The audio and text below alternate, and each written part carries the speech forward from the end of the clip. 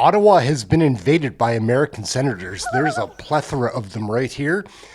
Gonna state their case for U.S. tariffs, whether they like them or not, the Golden Dome, a bunch of interesting pieces right here. There's so many senators here in Ottawa, it's crazy. Oh, yeah. Hey gang, what's up? Aaron right here, Canadian Looney. So what is the Golden Dome? Let's take a look at that.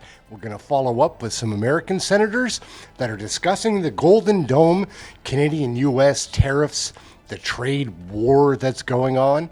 Let's start off with the Golden Dome, though. This looks interesting. In the campaign, I promised the American people that I would build a cutting-edge missile defense shield to protect our homeland from the threat of foreign missile attack. And that's what we're doing. Today, I'm pleased to announce that we have officially selected an architecture for this state-of-the-art system that will deploy next-generation technologies across the land, sea, and space, including space-based sensors and interceptors. And Canada has called us, and they want to be a part of it. So we'll be talking to them. They want to have protection also. We don't have a huge amount of detail yet about how this Golden Dome will work. We do know that President Trump has long wanted a missile defense system similar to Israel's Iron Dome. The Iron Dome works by detecting incoming rockets using a ground-based radar system. It then fires interceptor missiles if the incoming rocket is headed for a populated area. An exact replica of the Iron Dome would likely not work for the United States because of its size. It works for Israel because that system protects smaller areas. America is after a system that's space-based and can target bigger missiles from further away. Currently, the US defends its airspace with the likes of the Patriot. It's a surface-to-air missile defense system. Patriot systems are located at military bases around the United States, including in Oklahoma and Alaska. The Golden Dome would likely use infrared space-based sensors to track missiles incoming and intercept them using advanced weapons systems. Its big advantage would be in detecting missiles much earlier in their boost phase, which is something that ground-based systems can't do. The system is still a long way off. It will need to clear hurdles, political, financial, and technological, before it becomes a reality. Oh, yeah. Here, there's so many senators here in Ottawa, it's crazy. Let's take a look. I am a senator from New Hampshire in the United States, and we have a bipartisan delegation here. We are very excited to be the first delegation to meet with the new Prime Minister. We're also the first delegation to meet with the new Ambassador Hoekstra from the U.S. to Canada, and we have had very good meetings with the Prime Minister, with the Minister of Defense, with the Foreign Minister, and your Minister of Industry, Science and Innovation, talking about the challenges that we face to the relationship.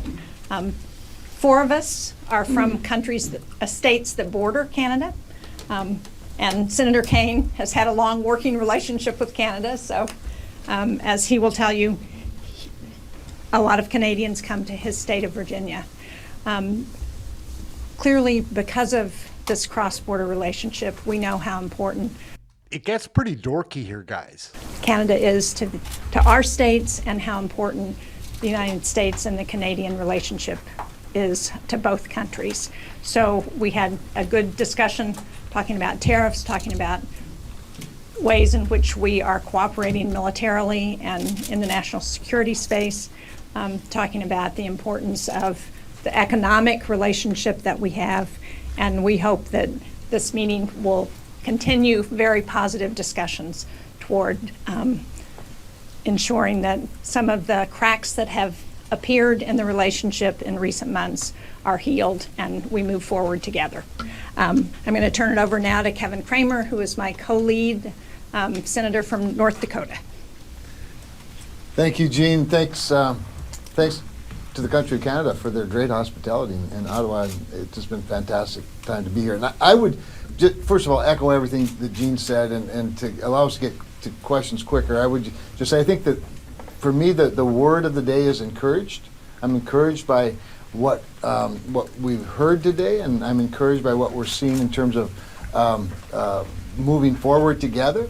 I'm encouraged by the leadership here in Ottawa, and it was a very special treat to be able to meet the Prime Minister, who I can understand why he won. I just see what people see in him, and then also just to reiterate, and then my message to Canadians has been, as somebody who basically grew up, was born just a few miles from the Manitoba border.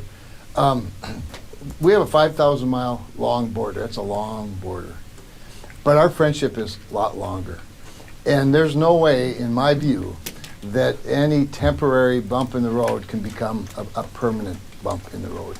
And I think that was really clear today. And that's my commitment, is to do everything I can on my side of the border and of the capital end of the aisle to continue working toward the healing that Jean spoke of, and then more importantly, what we're able to do leaning in and going forward. Okay, very good. I'm Amy Klobuchar, and I chair, along with Senator Kramer, the Canadian-American Interparliamentarian Group in the Senate. He is the new Republican, which I am really glad about, because he literally knows various premiers, and he also cares a lot about this. And we not only share a border, but we both share a border with Canada. And so he also is close with the president, and I think we both agree that the meeting between the Prime Minister and the president went well. I think that's a general consensus on both the Canadian side and the American side, and we're here to reinforce that yes, we have a lot of work to do, but Canada has been our best friend and our best ally for as long as we can go back, fighting by our side in 2 world wars. On September 11th, the first country there on the ground, the country that does $1 trillion in trade back and forth across the border, and a complete and utter important ally when it comes to the economies of the world right now. I don't think you're surprised that some of us up here were not a big fan of the tariffs, and I'm very glad that this is being negotiated right now. I was an early supporter of the USMCA. I think there's changes that can be made to the USMCA in the review process that will ensue. But I think right now our goal is to get this relationship back on track as we go into the summer season. I personally want Canadians to visit Minnesota as well as the rest of the beautiful states in our country. And I'm hopeful that we will be able to get this back on track soon. That is my goal and our goal up here. And when the Senator Shaheen, who's such an incredible leader on the Foreign Relations Committee, mentions cracks in the relationship, she's right. But I know what she was referring to was the Ottawa Charge and the Minnesota Frost and their tied playoff games. I am going to be attending the game Saturday night, yes, in Minnesota as we look to break the tie. But I'm being so diplomatic that I won't weigh in, but go Frost. You're so diplomatic. Hey everybody, Tim Kane from Virginia. They let me come, even though I'm not a border guy. Canada is Virginia's #1 trading partner, and Canadians love Virginia Beach. It's the place we in Virginia go to vacation every summer, and we always see Canadian license plates all over town. It's a very, very important relationship for us in Virginia. I am on matters of the economy, I'm very much a pro-trade guy, so I don't love tariffs. And on matters of national security, I serve on the Armed Services and Foreign Relations Committee.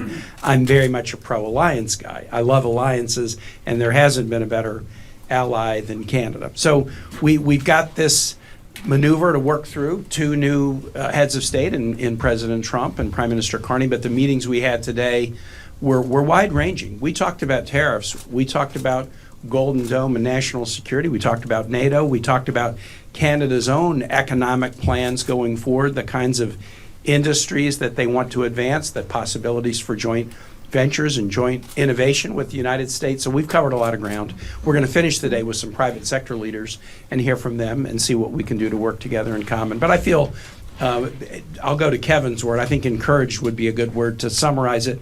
We heard that from the Prime Minister. That was his reaction to his meeting with the President.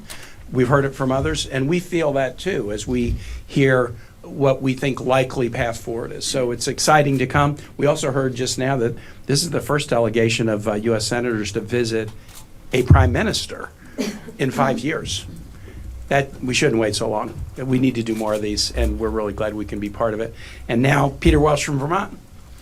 Thank you. My colleagues have talked about the enormous economic relationship we've had. Vermont's biggest trading partner, of course, is Canada, but that is true for 34 states. But you know, there's something more important. It's the affection Howdy ho, friendly neighbor. that we have, Vermonters, with Canadians.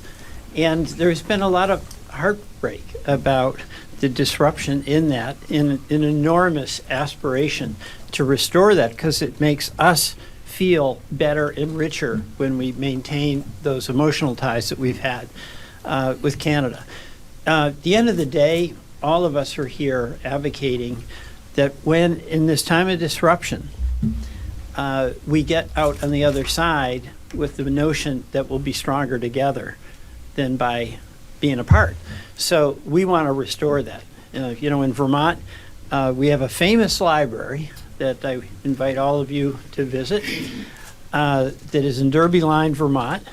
And the fiction side is, I won't say which side it's on, but it's on one side is on the Canadian side and one side is on the American side. And we want to keep that open, all right?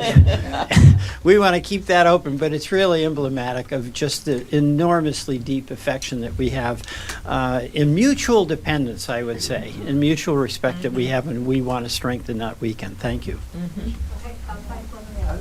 Senator Kramer, could I first ask a question to you, and then I have one to Senator Stan? Sure. You know, President Trump appears determined to destroy the Canadian steel and aluminum industry and our auto industry. You were saying that there is a path forward. Can you enlighten us in terms of what you see that path forward? Because it's difficult for us to see it. Sure, I understand. Well, I wasn't, like I said earlier, I was encouraged by what I heard from the Prime Minister today. I was also encouraged by what I've heard from people in the Trump administration, that they are at the table, that they are in fact meeting, they are discussing things like steel, aluminum, the auto industry, some of the areas that where we feel that sort of urgency to get to. I don't think I wouldn't say that he's out to destroy the Canadian industry. What he's out to do, in my view, is to sort of level the playing field and make sure that across all sectors that the United States and Canada are treating each other with equal respect. Whatever tactics he uses or strategy he's deployed, I think that's behind us now, and we're moving forward to try to fix those things. Those are chief among them. I'm not going to reveal anything that I may know, but I fully expect that we're going the right direction. It feels good from here, and everybody that we've talked to. Senator Kane, I wanted to ask you about the fentanyl and the president using national security. And we don't have a problem with fentanyl in this country. We have a problem with people being Right. Sure. Yeah. Yeah. We don't have we're not sending a lot of fentanyl across the U.S. border. It's a problem for us too. The Senate did pass a measure on that, that it wasn't able to go anywhere. Can you tell us, is there any more work to be done on that area? Sure. So first, Canada is doing a number of things to deal with fentanyl. We all agree fentanyl is a crisis. For the United States, the emergency is with Mexico and China. It's not with Canada. So that's why I challenged the emergency under which President Trump imposed the IEPA tariffs on Canada. And we got 51 votes. It is still pending in the House. The House was afraid enough of this vote that they turned off the privileged nature of it so that it wouldn't automatically be called up. But there are members trying to get a discharge petition to have it called up. And this is under a challenge statute where you can renew the challenge after a certain period of time. That certainly would be my intent. If we don't get this solved through a negotiation, I'm going to renew the challenge when the time is right. But I think I agree with all my colleagues. The right thing to do is, in the course of this negotiation, let's find a resolution, especially if you think about it, the administration is doing negotiations with countries all over the world. But Canada's in the top three. And in the top three, China, Mexico, Canada, Canada's the one where we have the most in common. It should be the easier deal to land because Mexico and China have all kinds of other complicators. So I am going to continue to insist that we should turn off this emergency mechanism when it's timely to do so. But I hope I don't need to. I hope we get to a resolution point before I would bring it up again. And I think the one of the things that you've acknowledged is, and I co-sponsored that resolution with Senator Kaine and Senator Warner, is the sense of urgency here, that we want to get this negotiated as soon as possible. I mentioned the tourism and Canadians coming to the United States and the number of changes that we've seen on that, from the Grand Marais bike ride. Oh, it's always about you. Probably not first on your mind, on the tip of Minnesota, to Virginia Beach, to places in New Hampshire. So we have seen that effect, but the Canadians have seen the effect too, with, as you mentioned, steel and aluminum. So our hope is we want to pursue Congress reinserting itself when it comes to our powers with regard to tariffs. We don't want to wait that long when it comes to this friendship that is like no other in the world, and we want to get this negotiated and are urging both leaders to do so. And I did want to emphasize again how grateful we were for the time the Prime Minister spent with us. It was incredible, and he was so focused on every detail of this relationship, and I think it goes a long way to trying to resolve this. Thank you very much. Senator Shaheen, a very large part of your portfolio in the Foreign Relations Committee is NATO.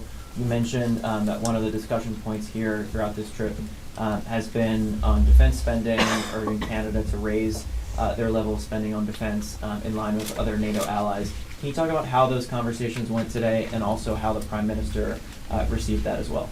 I thought they were very positive. Those are conversations that we've been having for several years now. Senator Kaine and I do the Halifax Security Forum almost every year, and so we've had previous talks with previous defense ministers about this issue, and it was very encouraging to hear the Prime Minister today acknowledge this effort and the importance of investing in defense, in Canadian defense, because of the national security threat we face. One of the other things we discussed is the potential for us to better partner to address the Chinese threat, both economically and militarily, that we're facing in the United States and in Canada and in the Arctic in particular. So I was encouraged by that conversation. I hope there will be something positive that will be announced. And we know that all of us in NATO have more work to do as we look at the threats that we're facing today from Russia, from China, and of course from Iran and North Korea. Thank you, Senator. Yes, the senator from Vermont mentioned the library at Darby Line, and I just wondered, perhaps you're aware of this, but Secretary of Homeland Security Kristi Noem came to that library and jumped across that line several times, illegally entering Canada. Fiction and nonfiction. And while in Canada, she said 51st state, and then she would jump back into the United States and say #1, and she repeated this stunt 3 times. So given the number of threats and insults that have come from the Trump administration to Canada, which, I mean, there's a perception here that Americans don't understand the damage that those have done to the relationship, and the perception here that half of Americans supported that, the damage it's done to the people-to-people relationship between Canada and the United States. What hope is there of actually mending that relationship as long as people like Donald Trump? This should be quite an answer. It's a buildup of a question. And Kristi Noem remain in power? And is it enough simply to say, well, we've stopped the insults and the threats, now we're going to turn the page, let's all forget about it? No, it's trust building. I mean, that hurt, okay, and hurt a lot of Vermonters, because we had our kids going back and forth across the line to play hockey. We had folks coming across from Canada that were taking care of kids that were relatives or grandchildren, and vice versa. So that's what I was talking about in the beginning. This made us heartsick, okay? And that's emotional, it's personal, it's community. Here's the breakdown, guys. It's all things that folks in Canada really value, and we in the United States really value, especially those of us along the border. So we'll get there, because those bonds of affection, I think, are enduring. Our message to Canada is nous aimons au Canada. And we'll get there.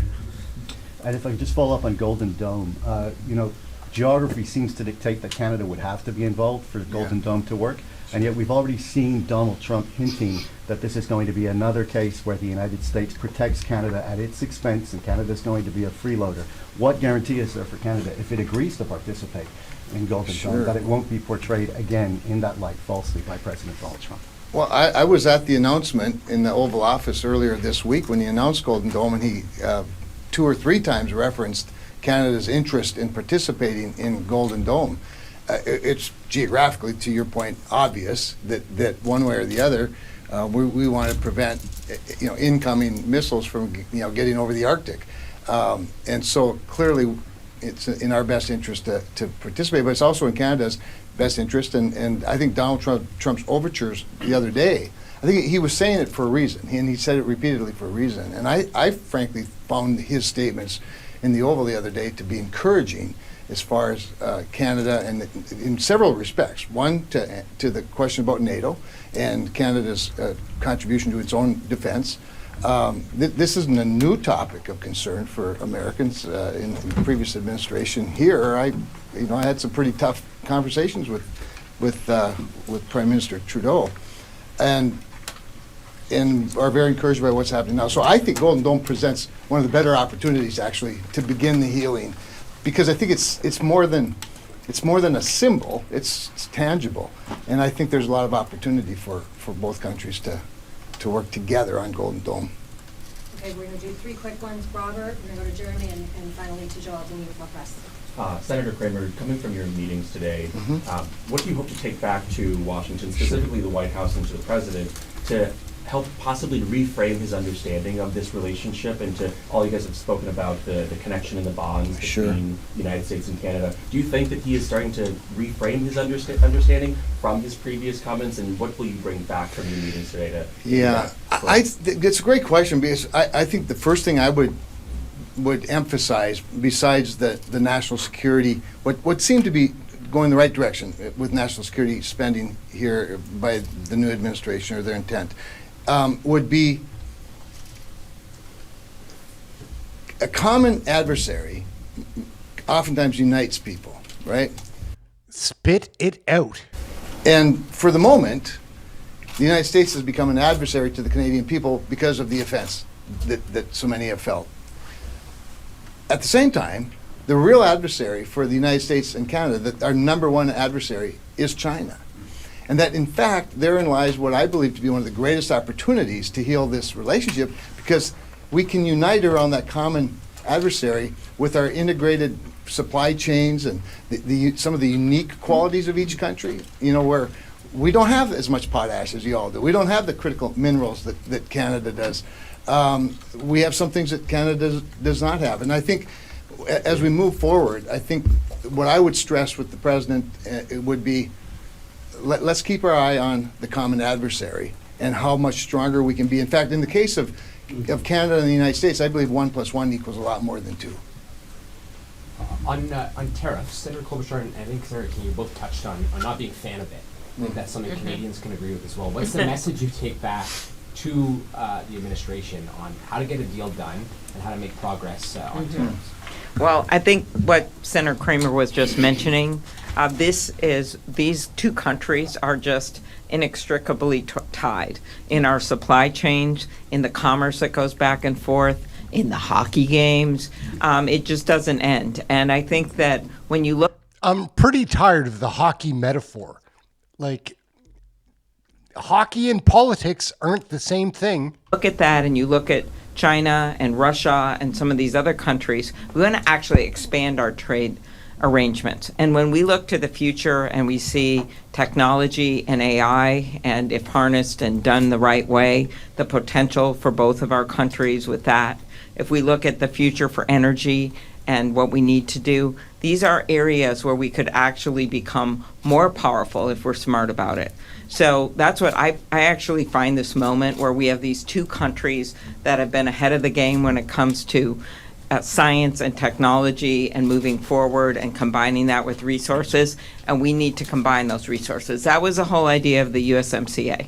and we need to continue that and build on it. So those ideas, if you we talk about the treasure of our relationship from the past, which is emotional and real and continues big time in my state, unbelievably, just like Peter was talking about. But then I also go to like the current and the future. The current and the future is keeping these two countries and our economies close, because really good things could happen. So I think when you look at opportunities, that's the word. It's opportunities if we stick together, and we've just got to get through this and find a way. But it's really important what Peter Welsh said, because it is not like we are naive about how hard this has been. Especially the border states, every single day we feel it. We know it's been bad, but we just want to get to a better place, and that's why we're here today. I'll just pick up on the, what message to take back.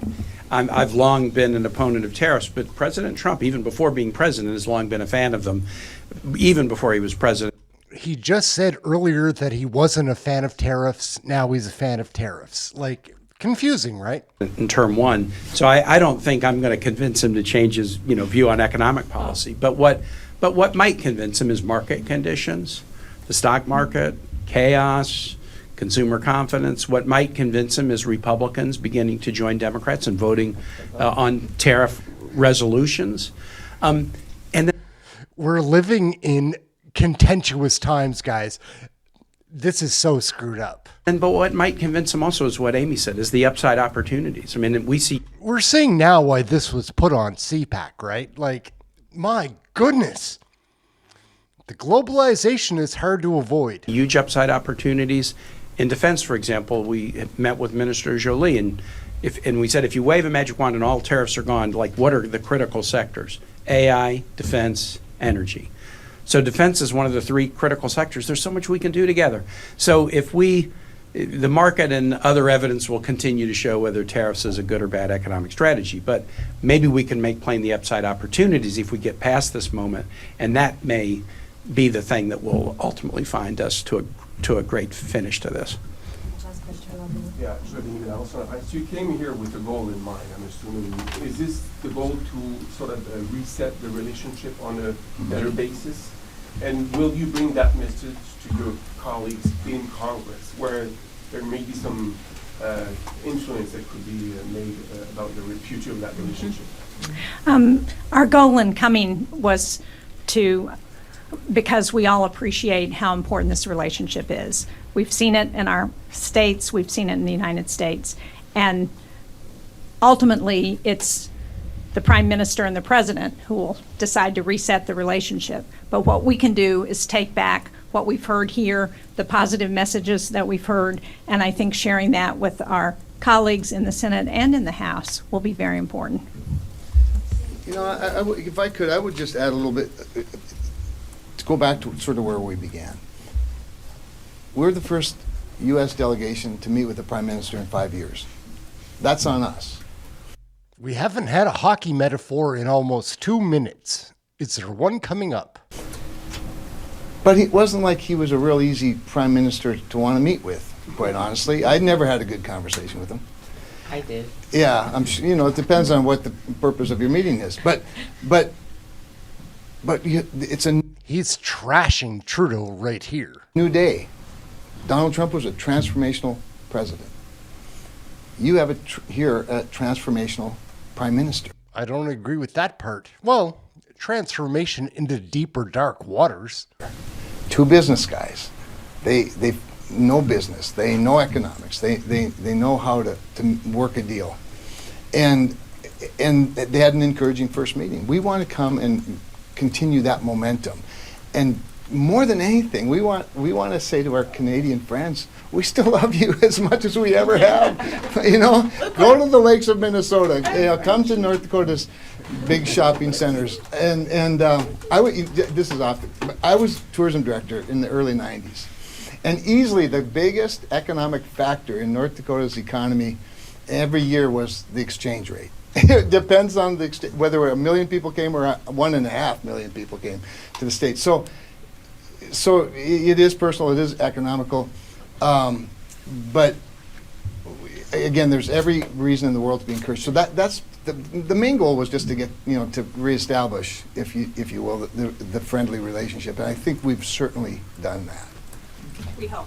We hope. Thanks for coming. Thank you. Yeah. Okay. Yeah, Great. great. Thank you. Thank you. Thanks, Thank you so everybody. much. Thank you. All right, guys, so they're wrapping it up right there. Bunch of American senators.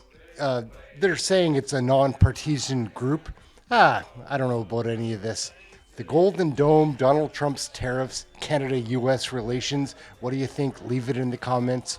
My name's Aaron, Canadian Looney. Like, share, subscribe. What a wild time in Canadian politics, man. Like, whew, these globalists are taking over. It's a mess. That's it. Thank you for watching this video. Catch you in the next one. Later, gang. All meat. No filter.